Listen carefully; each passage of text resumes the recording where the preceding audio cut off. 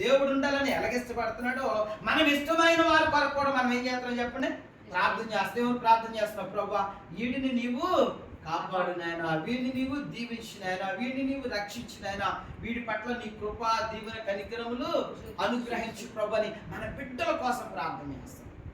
ఇర్మియా గ్రంథంలో రాయబడింది కదా, విలాపవాక్యంలో 2:18 ఉదయ కాలంలో లేచి ఏం చేయాలని చెప్పినా మనము రేయి మొదటి జామున లేచి మన పిల్లల కోసం ఏం చేయాలి, మనం చేతులెత్తి ప్రార్థన చేయాలి. చేతులు ఎవరి వైపు ఎత్తాలా, దేవుని వైపు ఎత్తాలి. ఎందుకని ఎత్తాలంటే మన బిడ్డలకి చేతనవదు, మన బిడ్డలకు రాదు. వారు ప్రార్థనలు లేరు, వారు భక్తులు లేరు, వారి పాటలు లేరు, వారి వాక్యములు లేరు, వారి ఆరాధనలో లేరు. కాదు లేరని చెప్పి అంటులేము, ఉన్నవారని చెప్పిన నేను పట్టుకోము. ఉన్నవారైనా లేరు అయినా తల్లికి పుట్టినటువంటి కొడుకులు 2 3 ఒక్కరిని ఒకేలాగా తల్లి ప్రేమించాలి చెప్పడమా చూపిస్తుంది అంతే. ఆడేదో కొన్నాడు కదా అని ఎక్కువ ప్రేమించడం,